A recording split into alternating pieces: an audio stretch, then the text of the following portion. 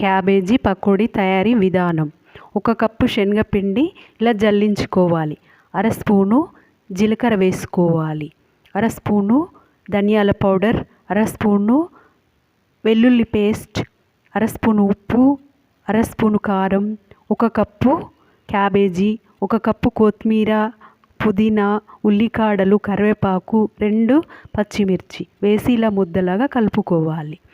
Stove వెలిగించి బాండి పెట్టి ఆయిల్ వేసి అందులో పకోడీలు వేసుకోవాలి. ఎంతో రుచికరంగా ఉంటాయి.